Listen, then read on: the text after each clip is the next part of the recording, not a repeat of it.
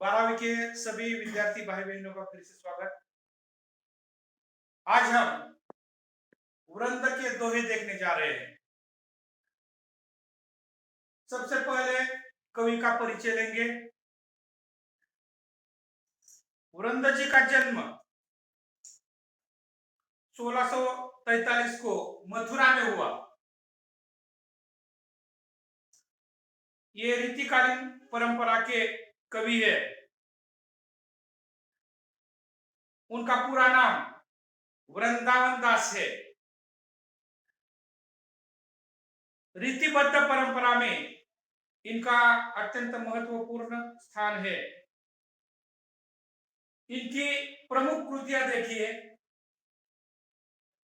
वृंद सत्सई, समेत शिखर छंद, भाव पंचाशिखा, पवन पचीसी आदि। दोहा, सबसे पहले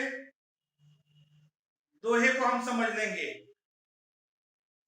कि दोहा अर्धसम मात्रिक छंद है। इसके प्रत्येक चरण के अंत में लघु वर्ण आता है। इसके 4 चरण होते हैं दोहे के। प्रथम और तृतीय चरण में 13-13 मात्राएं होती है तथा द्वितीय और चतुर्थ चरण में 11-11 मात्राएं होती है। ये दोहे की क्या है, विशेषताएं है। तो हम एक एक दोहा उसका भावार्थ आज समझ लेंगे। यदि आपके पास किताबें हो तो किताबें खोलकर आप देख सकते हैं। तो पहला दोहा जो है विद्या रूपी धन के बारे में, ज्ञान के बारे में है। पहले मैं दोहा पढ़ूंगा, पढ़कर आप समझ सकते हैं और फिर उसका भावार्थ मैं बता दूंगा। सरस्वती के भंडार की बड़ी अपूर्व बात, सरस्वती के भंडार की बड़ी अपूर्व बात, जो खर्चे त्यों त्यों बढ़े, बिना खर्चे घटी जात। यहाँ पर कठिन शब्द है, थोड़े समझ सकते हैं आप। सरस्वती का अर्थ सरस्वती, सरस्वती का ज्ञान भंडार ये अपूर्व होता है। यह विद्या रूपी धन अर्थात यह ज्ञान की बात बड़ी अनूठी होती है, अपूर्व होती है। क्योंकि ज्ञान का भंडार जितना खर्च किया जाता है उतना ही वो बढ़ता है, और ज्ञान का भंडार खर्च न करने पर घटता है। वैसे तो क्या होता है, खर्च करने पर बाकी का धन कम होता है, परंतु ज्ञान के बारे में या विद्या धन के बारे में ऐसा कभी नहीं होता है।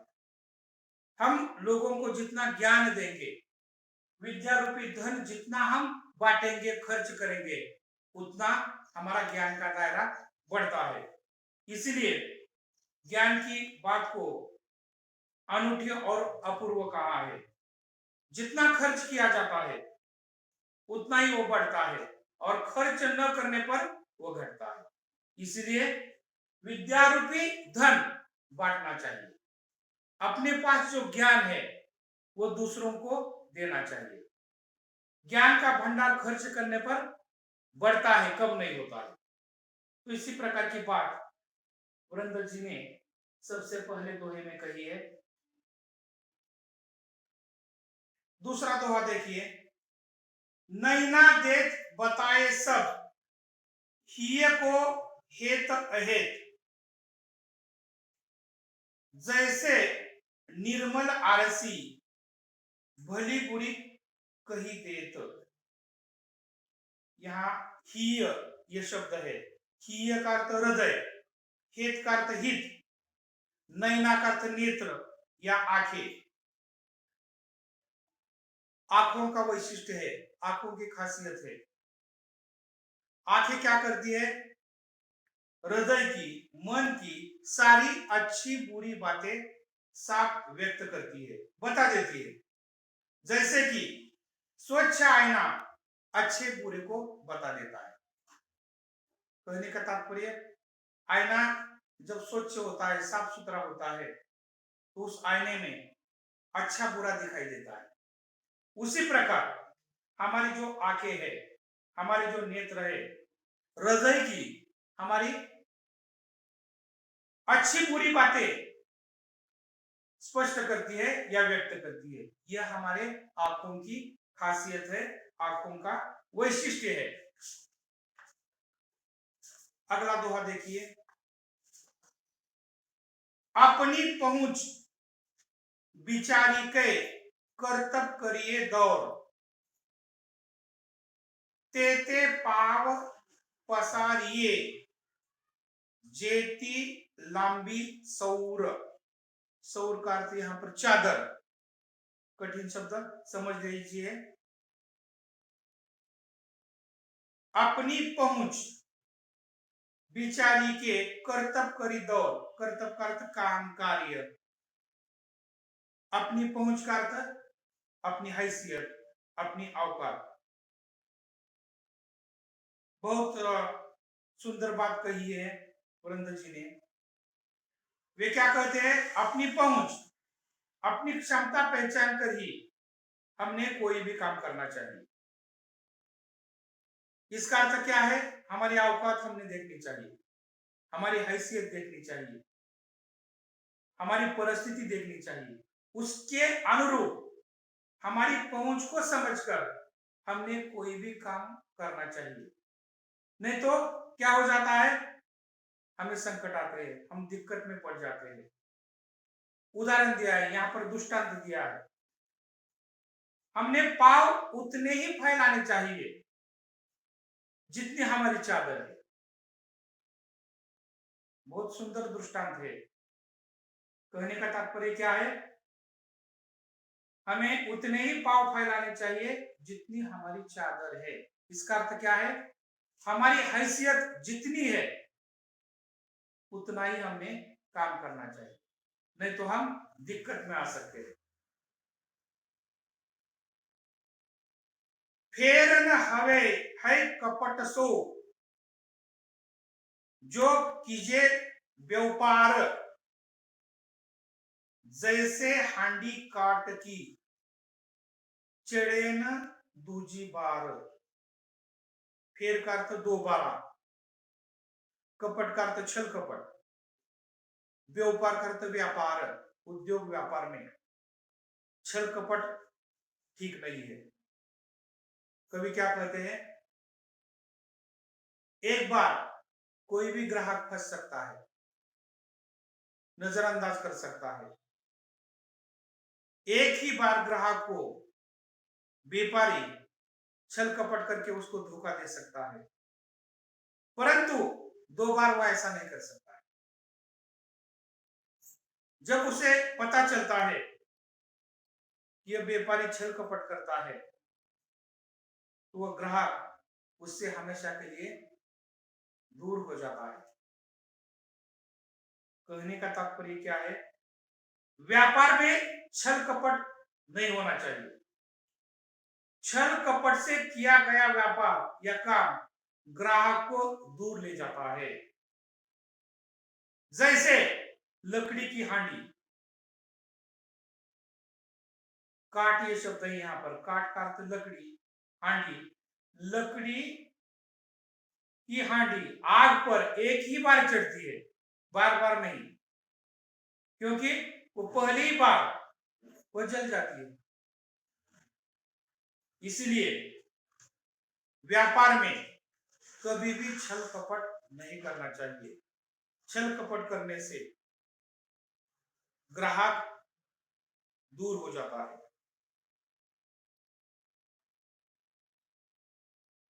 ऊंचे बैठे ना लहे, लहे का अर्थ लेना, गुण बिन बड़प्पन कोई,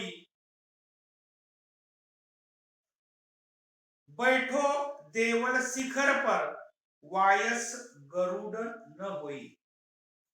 तो इस दोहे में भी कुछ शब्द है। ल है इसका अर्थ लेना, देउल मंदिर, वायस का अर्थ कौवा। ध्यान दीजिए,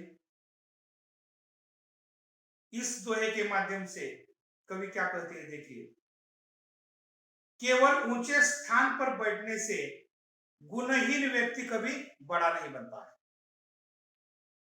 बड़ा बनने के लिए उसके पास उसी प्रकार के बड़े गुण होने चाहिए, तब व्यक्ति बड़ा बन सकता है। लेकिन गुणहीन व्यक्ति है और वो ऊंचे स्थान पर बैठ गया है, तो गुणहीन व्यक्ति ऊंचे स्थान पर बैठने से वह कभी बड़ा नहीं बनता है। यहाँ पर दृष्टांत दिया है, जैसे कि मंदिर के शिखर पर बैठकर कौवा कभी गरुड़ नहीं बनता। बहुत सुंदर दृष्टांत है। आखिर गरुड़ गरुड़ होता है, कौवा कौवा होता है। मंदिर के ऊंचे शिखर पर कौवा बैठा है, इसका अर्थ कौवा गरुड़ नहीं बन गया है। ध्यान दीजिए, गरुड़ गरुड़ होता है, कौवा कौवा होता है। इसका अर्थ क्या है? गुणहीन व्यक्ति अगर ऊंचे स्थान पर बैठ जाता है तो वह बड़ा नहीं हो सकता है।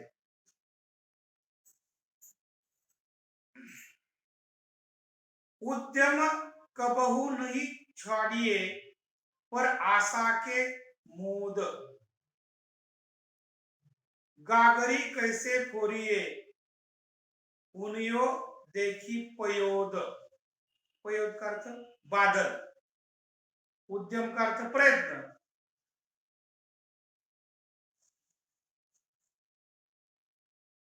यहाँ पर बहुत सुंदर उदाहरण भी दिया है।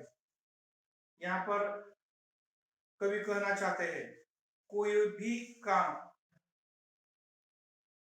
दूसरे के भरोसे पर नहीं करनी चाहिए। दूसरे के भरोसे पर अपना काम अथवा व्यवसाय कभी नहीं करना चाहिए,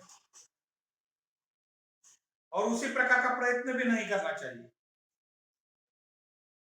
जैसे कि गागरी का अर्थ घड़ा, मिट्टी का घड़ा। आसमान में बादल छाए हुए हैं, बादलों में पानी है। जैसे कि पानी से भरे बादलों को देखकर अपना घड़ा फोड़ देना, इसमें बुद्धिमानी नहीं। कभी कभी आसमान में दिखने वाले बादल बरसते नहीं, बारिश नहीं होती, निकल जाते हैं। इसलिए दूसरे के भरोसे पर कभी भी अपना काम नहीं करना चाहिए, अपना व्यवसाय नहीं करना चाहिए। इसका अर्थ पानी से भरे बादलों को देखकर अपना घड़ा फोड़ देना बुद्धिमानी नहीं है। कछु कही नीच न छेड़िए, भलो न वाको संग, पाथर डारे कीच में, उछरी बिगाड़े अंग। यहाँ पर कवि कहना चाहते हैं, नीच का अर्थ दुष्ट व्यक्ति, भलो का अर्थ अच्छा भला आदमी। मनुष्य का संग किसके साथ होना चाहिए? अच्छे लोगों के साथ होना चाहिए। दुष्ट की संगति अच्छी नहीं होती है, और दुष्ट लोगों की संगति में रहना भी अच्छा नहीं होता है, क्योंकि नुकसान होता है। उदाहरण दिया है, दृष्टांत दिया है कवि ने, कीचड़ में पत्थर फेंकने से वह हमें ही गंदा करता है। बात समझ में आई? कल्पना करोगे, सामने कीचड़ है, हम पत्थर उठाएंगे और उस कीचड़ में फेंक देंगे, परिणाम क्या हो जाएगा? वो कीचड़ हमारे शरीर पर उड़ जाएगा, हमारा शरीर गंदा करेगा। इसलिए संगति अच्छे लोगों की होनी चाहिए। यहाँ पर शब्द है पाथर, पाथर का अर्थ पत्थर, डाले का अर्थ डालना। कीचड़ में पत्थर डालने से पूरा शरीर अंग गंदा हो जाता है। इसलिए संगति अच्छे लोगों की ही होनी चाहिए, दुष्टों की नहीं, क्योंकि कीचड़ में पत्थर फेंकने से वो हमें ही गंदा करता है। अगला दोहा देखिए, जो पावे अति उच्च पद ताको पतन निदान, जो तपी तपी मध्यान्ह लो अस्त होतु है भान। कवि ने एक बात इस दोहे के माध्यम से स्पष्ट की है, जो भी मनुष्य उच्च पद पर पहुंचता है उसका नीचे उतरना भी स्वाभाविक है। कवि यही कहना चाहते हैं, मनुष्य कितना भी बड़ा क्यों ना हो, कितने भी उच्च पद पर क्यों ना बैठा हो, परंतु एक ना एक दिन वह नीचे आ जाता है, यह स्वाभाविक बात है। जैसे कि दोपहर के समय तपा हुआ सूर्य शाम को अस्त हो जाता है, उगने वाला सूर्य शाम को अस्त हो जाता है, सूर्य का उदय होता है और अस्त। दोपहर का तपा हुआ सूरज अंत में शाम को अस्त हो जाता है। इसका अर्थ क्या है, मनुष्य कितने भी ऊंचे पद पर क्यों ना हो, उसका नीचे उतारना स्वाभाविक है। इसलिए किसी भी पद का कभी गर्व नहीं करना चाहिए, अहंकार नहीं करना चाहिए। जो जाको गुण जानही सो तीही आदर देत, कोकिल अंबही लेत है काग निबोरी लेत। गुण के अनुसार प्रत्येक व्यक्ति को आदर प्राप्त होता है। आदर प्राप्त होने के लिए उसी प्रकार के गुण होने चाहिए। यहां पर दृष्टांत दिया है कि कोयल की वाणी कैसी होती है, अत्यंत मधुर होती है, और मधुर वाणी के कारण ही कोयल को आम प्राप्त होते हैं। परंतु काग, काग का अर्थ कौवा, कौवे की वाणी कर्कश होती है कोयल की तुलना में, जिसके कारण कौवे के नसीब में क्या होता है, नीम होता है। इसका अर्थ क्या है, गुण के अनुसार सब कुछ मिलता है। कोयल की सुमधुर आवाज, मधुर आवाज में कोयल गाती है, जिसके कारण उसके नसीब में आम के फल होते हैं, कौवे के नसीब में नीम का फल होता है। आप अकारज आपनो करत कुबुद के साथ, पाय कुर्लाडी आपने मारत मूर्ख हाथ। मानवीय जीवन में विवेकता से काम लेना अत्यंत आवश्यक है।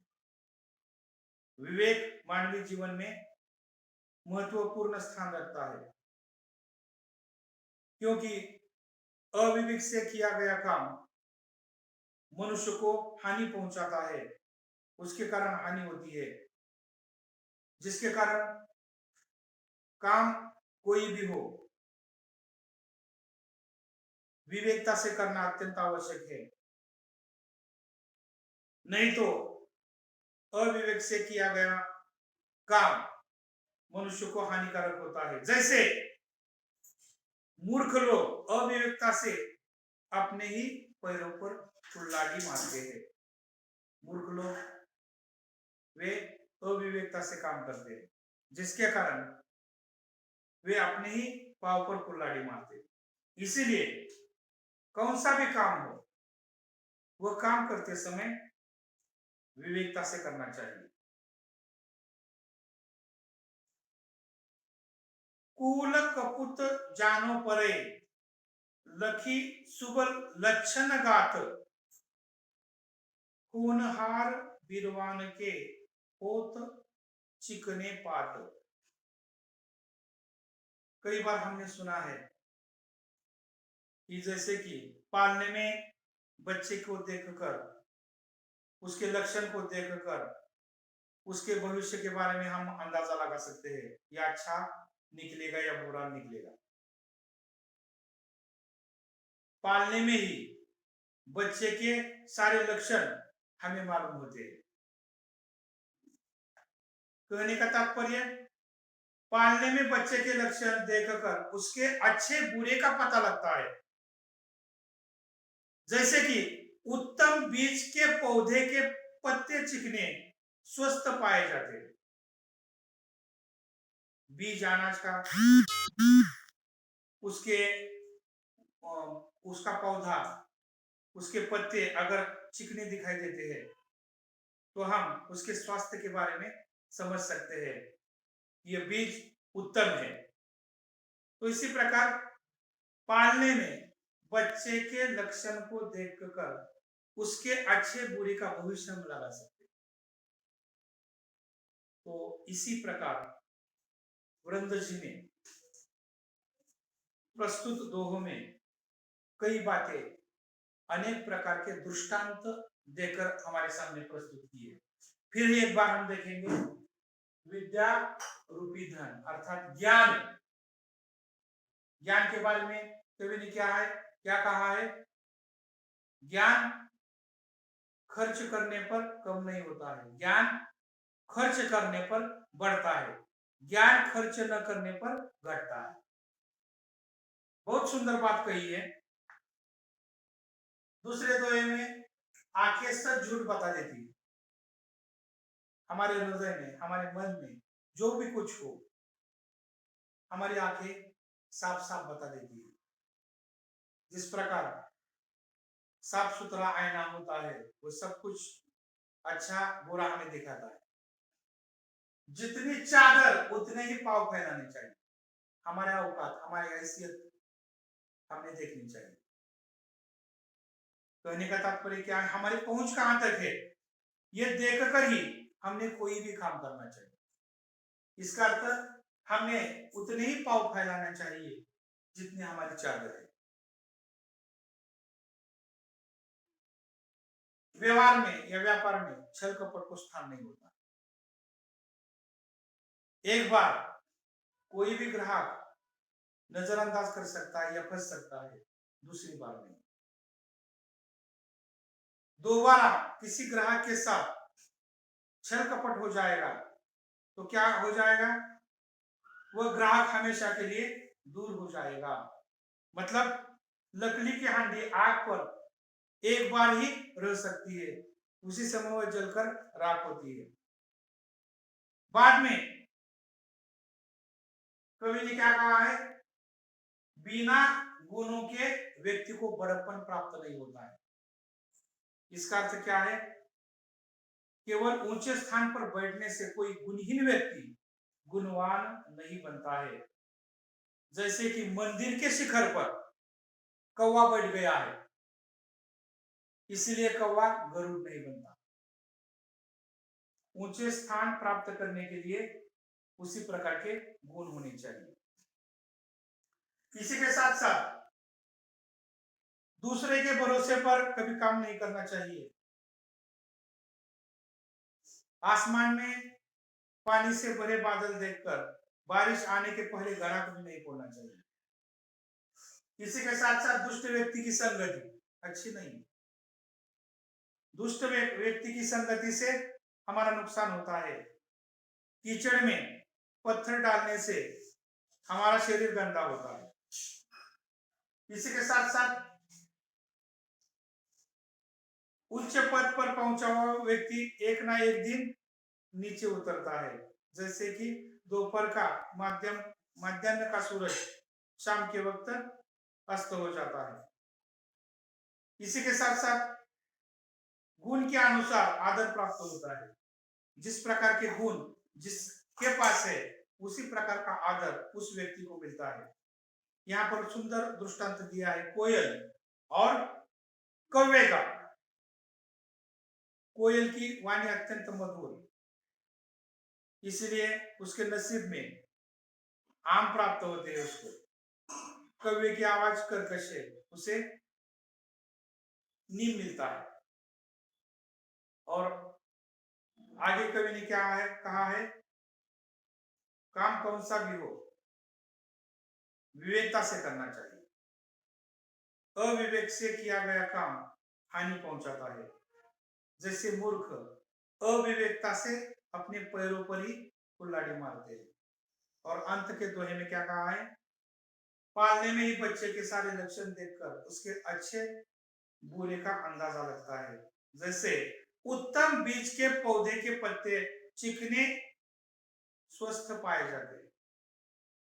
मतलब हम ये उत्तम बीज है कैसा समझ सकते हैं, उसके पत्तों को देखकर। अगर पत्ते हरे भरे चिकने स्वस्थ पाए जाते हैं तो हम कह सकते हैं यह बीज अत्यंत उत्तम है।